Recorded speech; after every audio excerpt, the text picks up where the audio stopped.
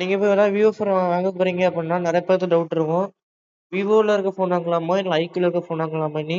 அத பத்தி நம்ம இன்னைக்கு கிளியர் பண்ணி வைக்க போறோம்.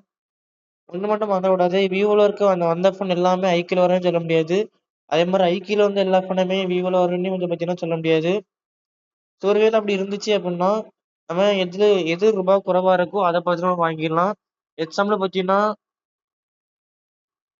விவோ T4X இருக்கு பார்த்தீங்களா? நம்ம அத பொறுத்தவரைக்கும் பார்த்தீங்கன்னா, 8+128 ஜிபி ரேம் பார்த்தீங்கன்னா, 14,499 வரும். நம்ம இதுவே ஐக்யூ Z10Xல பார்க்க போச்சுல பார்த்தீங்கன்னா, 14,402 வருது. இது பார்த்தீங்கன்னா, ஃபிளிப்கார்ட்ல அந்த மாரி இருக்குது. நீங்க ஒருவேள விவோ ஸ்டோர் அந்த மாரி இடம் பார்க்குறீங்க அப்படின்னா குறைவா தான் இருக்கும்.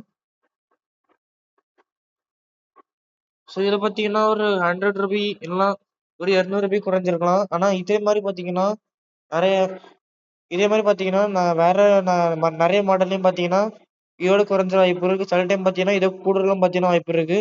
ஸோ அதனால எது வாங்கணுமோ அத பார்த்தீங்கன்னா பார்த்து வாங்கிருங்க. அதே மாரி முதல்ல சொன்ன மாரி விவோல வந்து எல்லா ஃபோனுமே ஐக்யூல வராது. ஐக்யூல வந்து எல்லா ஃபோனுமே விவோல வராது. ஐக்யூ 15 பார்த்தீங்கன்னா வரப்போகுது. ஐக்யூ 15 வரப்போச்சுல. விவோல பார்த்தீங்கன்னா, இந்த விவோ 15 பார்த்தீங்கன்னா வராது.